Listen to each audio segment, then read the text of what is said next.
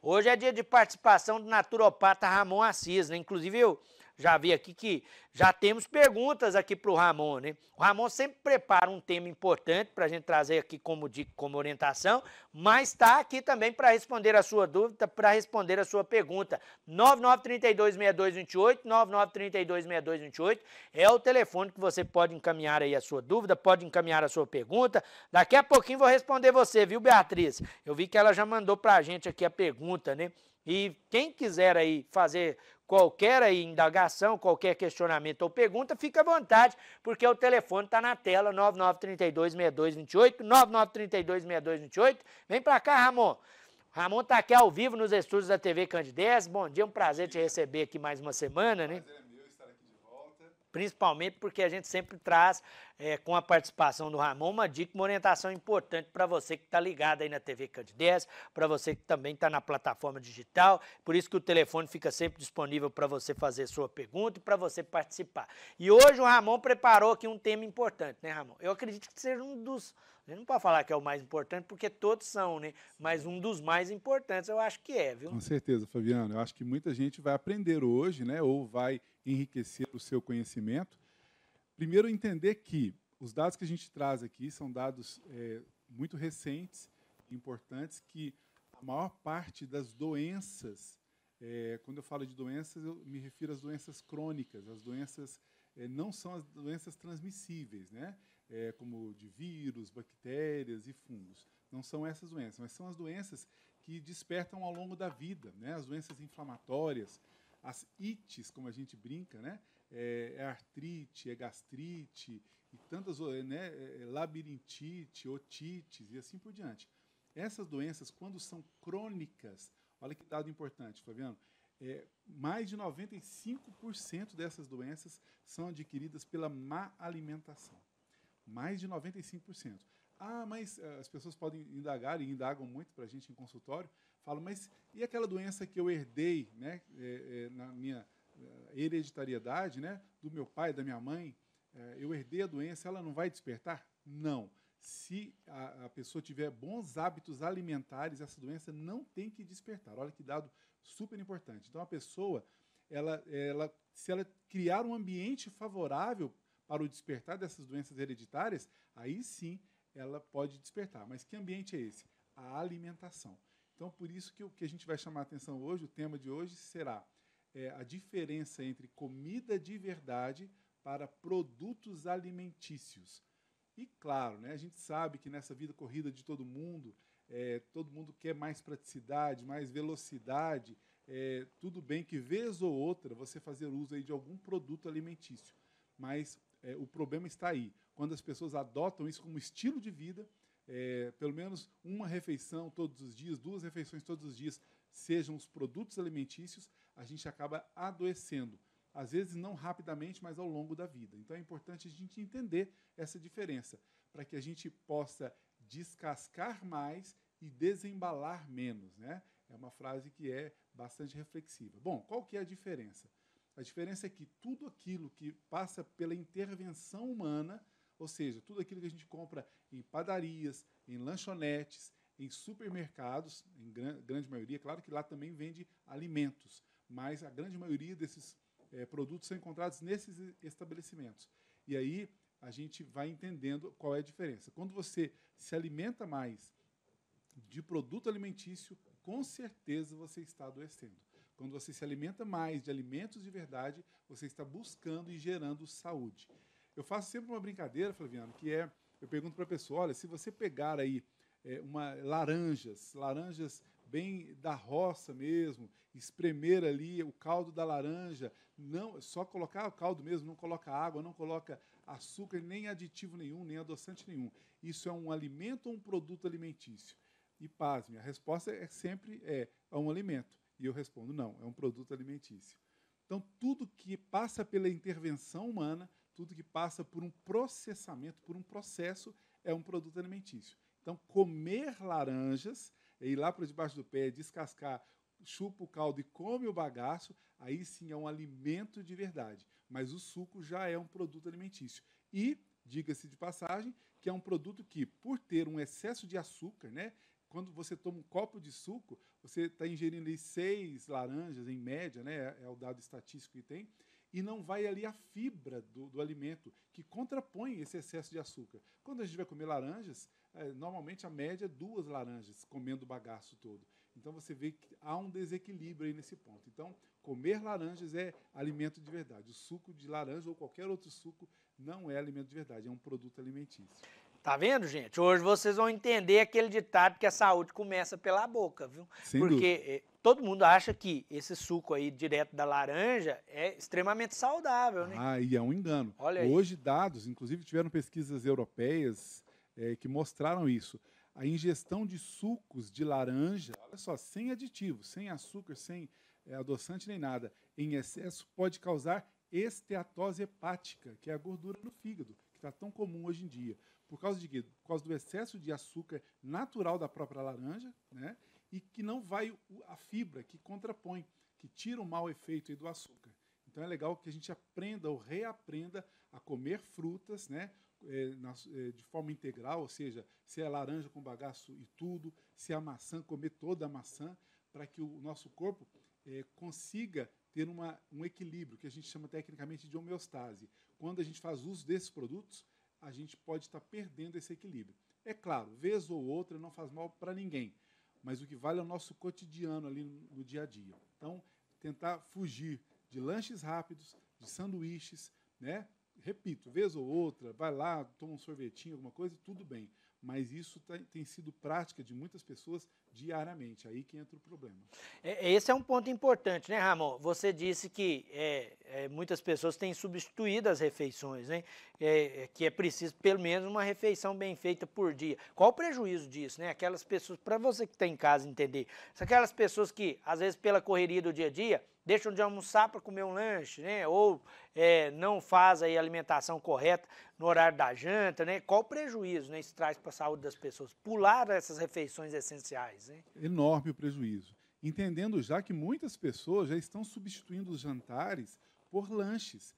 E por mais que os lanches sejam caseiros, ainda são lanches. Ainda normalmente tem produto alimentício. É um pão que vai compor ali seu sanduíche, natural que seja.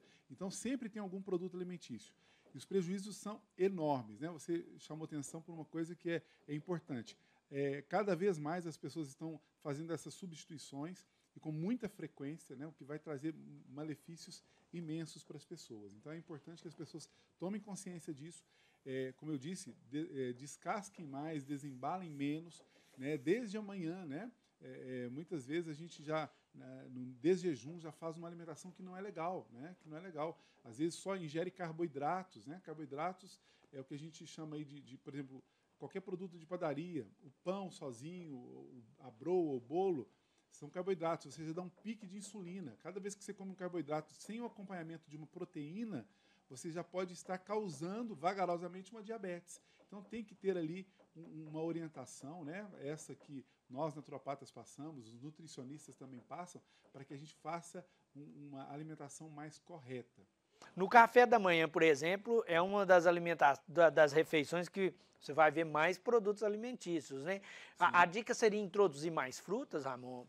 Seria uma orientação interessante nesse sentido? Muito. Por exemplo, as frutas é interessante, mas se a gente consegue inserir uma proteína pela manhã, por exemplo, o melhor desjejum de todos são os ovos.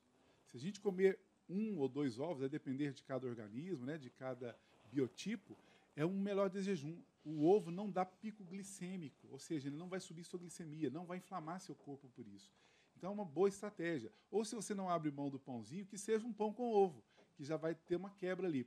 Estudos mostram, eu falo do pico glicêmico, né, que é a quantidade de açúcar que vai para o sangue. O pico glicêmico, quando se come só um pão, ele é alto. Quando você come o mesmo pão com ovo, mesmo sendo um volume maior, o pico glicêmico diminui, é mais baixo.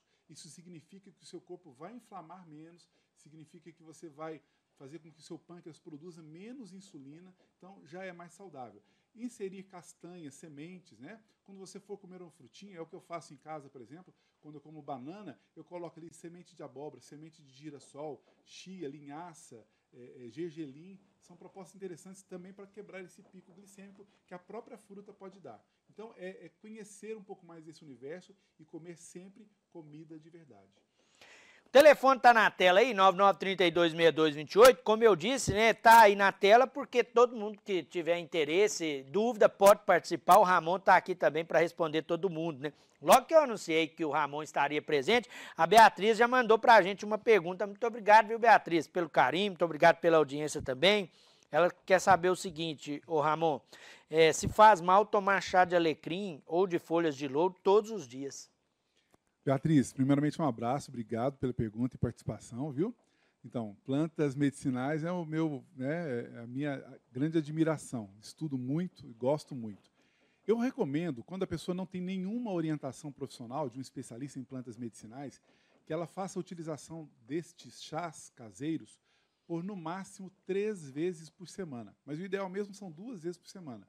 Sejam esses chás mais corriqueiros, como o próprio alecrim que você citou, o louro, né, a folha de louro, né, os nomes científicos do alecrim é Rosmarinus officinalis, esse alecrim mais caseiro de quintal, né, e o louro é Laurus nobilis, né, o nome científico. São plantas extraordinárias, maravilhosas para a nossa saúde. Mas quando a gente usa ela repetidamente todos os dias, isso vale para qualquer planta, pode acontecer um efeito, né, farmacológico que chama tafilaxia. Esse efeito vai desde a pessoa dessensibilizar, ou seja, aquela planta não fazer o efeito desejado para a pessoa, mas também pode ter efeitos colaterais também. Então, o ideal, para que a gente faça isso com segurança, um adulto sem comorbidade, tomar chazinhos assim, de 2 e no máximo 3 vezes por semana. Mas esses chás são impressionantes. O orégano foi estudado recentemente e descobriu, por exemplo, que ele ajuda a alongar os telômeros. O telômero faz parte do núcleo do DNA.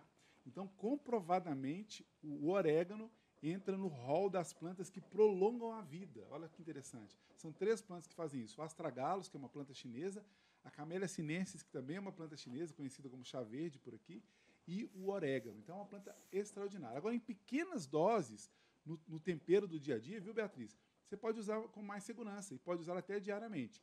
Agora, o chá é que vai uma quantidade maior, então tem que ser dosado. Agora, o louro, da mesma forma. Como tempero, pode usar todos os dias. Como chá, 2, 3 vezes por semana. Ela está até perguntando aqui se você pode indicar algum chá natural, né, que ela possa tomar, além do alecrim e folha de louro. Você já trouxe uma dica importante aí do orégano. Já falei, né? Então, o orégano, tem aí também os temperos e especiarias, são chás maravilhosos, né? Entre eles tem o açafrão, tem o alho, tem o alecrim. Aliás, ela falou foi alecrim, né? Sim. Eu falei do orégano pensando no alecrim. Mas, na verdade, o alecrim é outra planta maravilhosa, que também é usada.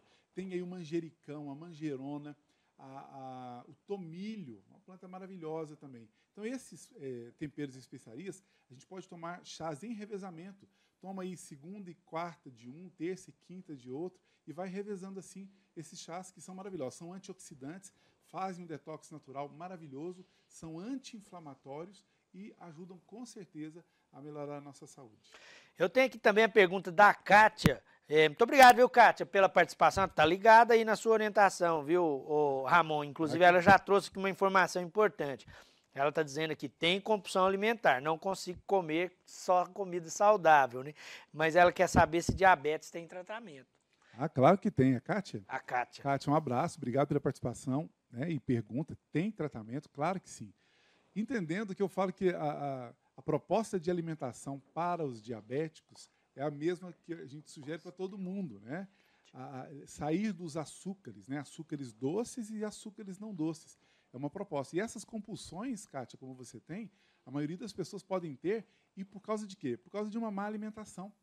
Quem come muito carboidrato, né? Repito, os carboidratos são os farináceos, que é tudo feito de farinha, seja a farinha de trigo, seja fubá, polvilho, seja aí o pão que a gente come todos os dias, o arroz, a batata inglesa, macarrão, angu, né? São os principais carboidratos simples. Quem come muito desses carboidratos pode gerar uma compulsão, porque dá um pico glicêmico, né? E logo em seguida dá uma baixa, e a pessoa pode sentir fraqueza e até mesmo aqueles sintomas de tremores por causa de falta disso. Então a pessoa tende a comer compulsivamente por causa do excesso de carboidratos. Uma proposta legal é você introduzir proteínas, inclusive de proteína animal, ovos, carnes, né, frango, peixe nas suas refeições, e aí você vai ter menos compulsão alimentar. É uma dica legal. E vale a pena eu destacar aqui, Flaviano, essa questão de alimentação, né? Vejam só, é uma parte reflexiva. Em média, entre 1 ano e 1 ano e 3 meses, nós, né, todos nós trocamos todas as células do nosso corpo. Olha só que interessante, todas as células são trocadas. E são trocadas pelo quê? A pergunta é reflexiva. Pelos nutrientes dos alimentos que a gente ingere. Então, quando a gente ingere produtos de padaria, de supermercado, né, esses produtos alimentícios gostosos, mas não são nada nutritivos. Então, eles não nos nutrem. Então, muitas pessoas dizem, a pessoa está ficando velha, está ficando doente. Né? Eu vou corrigir essa frase. Ela está ficando velha, é malnutrida, aí sim fica doente. Então, nós estamos desnutridos, ou pelo menos subnutridos. E por quê? Porque a gente está ingerindo qualquer coisa. Então, a gente tem que fornecer a matéria-prima correta para o nosso corpo, para que ele se refaça todos os dias, porque todos os dias nascem células, todos os dias morrem células. Para ele se refazer todos os dias e se refazer com saúde. Tem a pergunta aqui também do Edson, né? Qual alimentação saudável para quem tem osteomielite? Então, é um processo também inflamatório da parte óssea, né? Para qualquer tipo... Quem perguntou mesmo? É o Edson. Edson, obrigado pela pergunta e participação. Para qualquer tipo de inflamação crônica, né, ou herdada, nós temos que tirar os alimentos pró-inflamatórios ou produtos pró-inflamatórios. E são esses que eu citei. Os farináceos, os açúcares, doces ou não doces, esses produtos embutidos, né, ultraprocessados, todos, sem exceção, são pró-inflamatórios. Ou seja, favorecem o surgimento ou a manutenção das inflamações.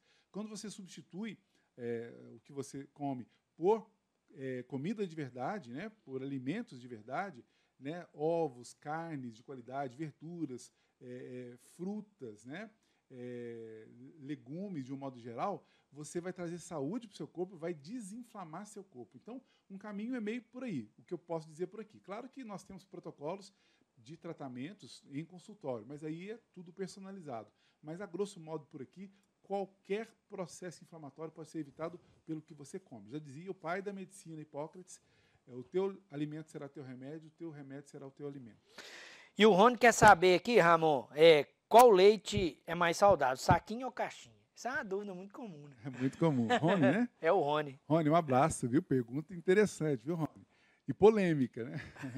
Na verdade, se nós observarmos no universo animal, né, nós veremos que todos os mamíferos, ao sair da primeira infância, todos, exceto nós, humanos, eles não tomam mais leite, né?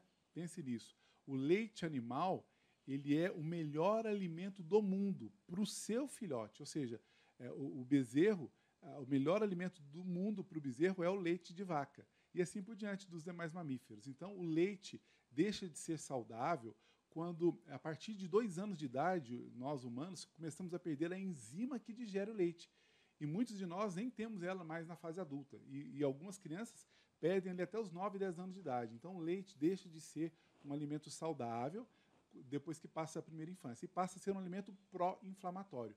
Então, são muitos os casos de pacientes que chegam para mim e têm alguns processos inflamatórios crônicos, eu peço para retirar o leite e eles melhoram. Então, há que se observar isso.